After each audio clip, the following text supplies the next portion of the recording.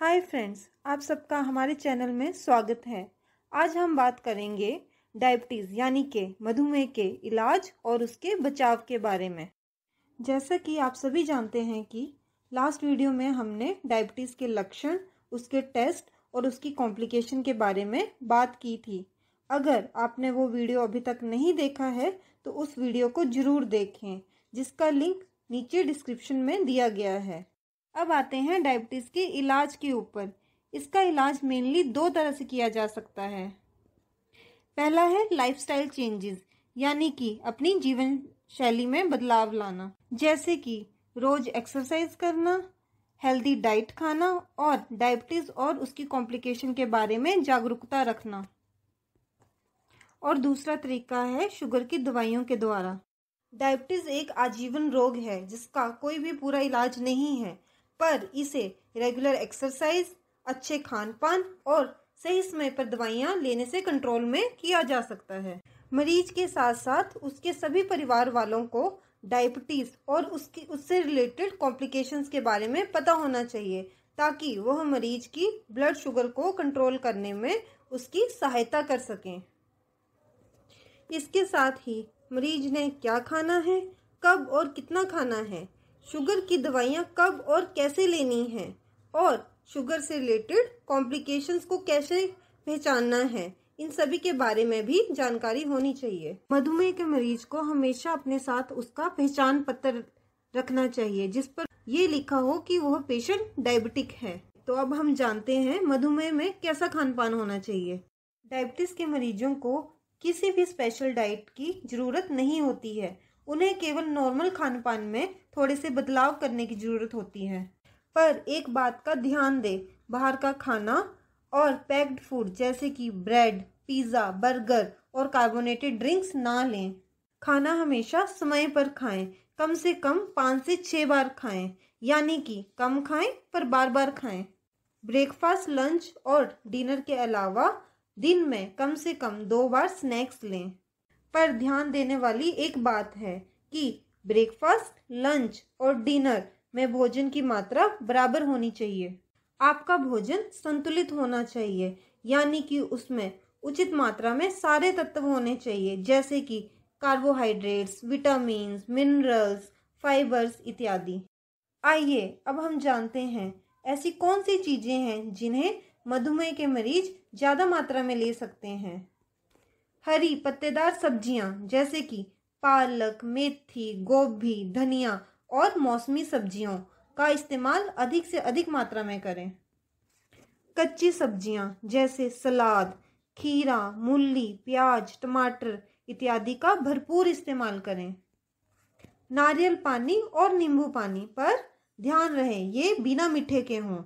Fibre युक्त भोजन ज़्यादा लें, जैसे कि साबुत अनाज, अंकुरित दालें, भुने हुए चने, सलाद आदि। और लास्ट में रोज 10 से 12 गिलास पानी जरूर पिएं।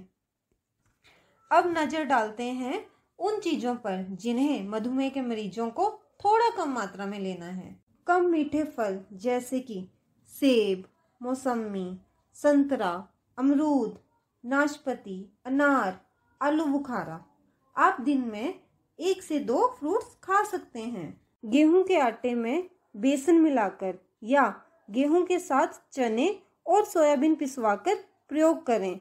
एक टाइम पे आप 2 से 3 चपाती खा सकते हैं। आप इसके अलावा दालें और ब्राउन राइस भी खा सकते हैं। अगर आपको नॉनवेज खाना है तो कम फैट वाला मीट खाएं, जैसे कि फिश।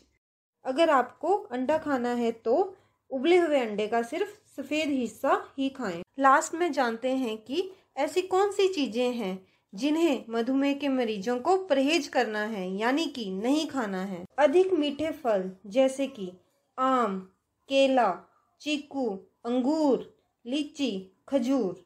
अगर आपका इन फलों को खाने का ज़्यादा मन करे तो आप महीने में 1 आध बार इन्हें खा सकते हैं, पर वो भी कम मात्रा में। सूखे मेवे में आपने किशमिश, अंजीर, खुमानी और मूंगफली नहीं खानी है।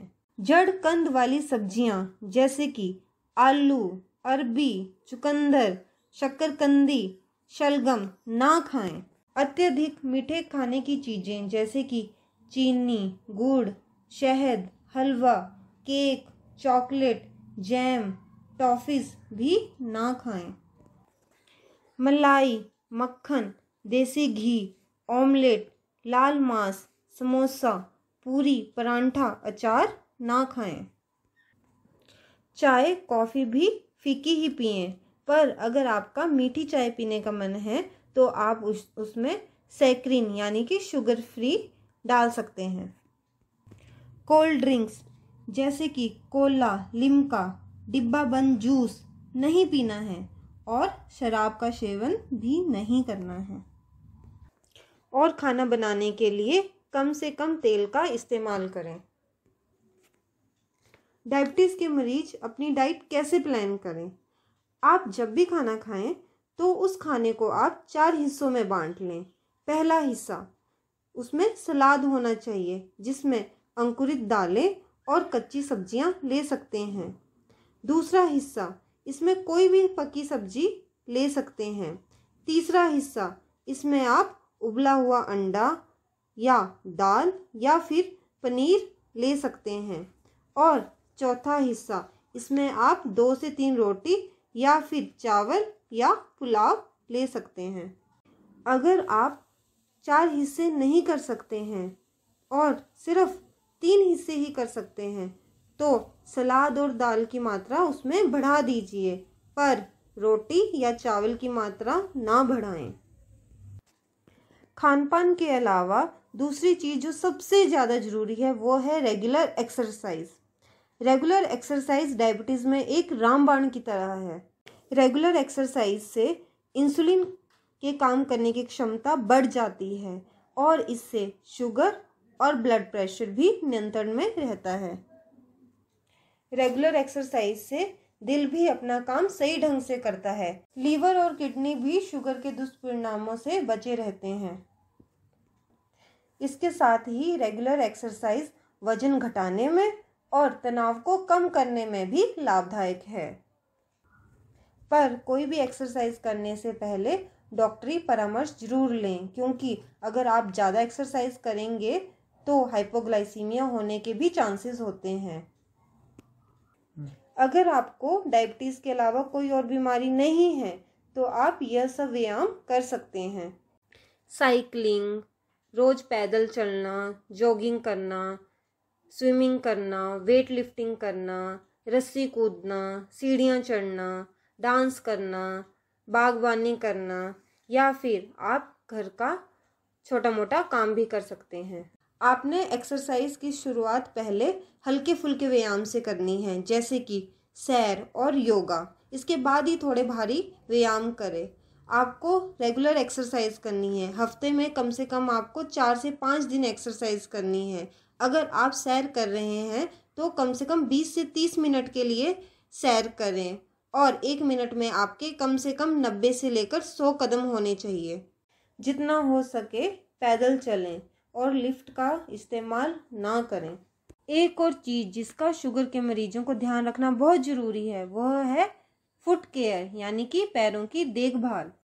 शुगर के मरीजों में पैरों के सुनपन की संभावना बहुत ज़्यादा होती है, जिसके कारण जब भी उन्हें चोट लगती है तो उन्हें उसका पता भी नहीं चलता है। धीरे धीरे जख्म बढ़ता जाता है और पैर काले पड़ जाते हैं, यानी कि पैरों में गैंग्रीन हो जाती है, जिसकी वजह से बाद में उस पैर को काटना भी पड़ सकता है।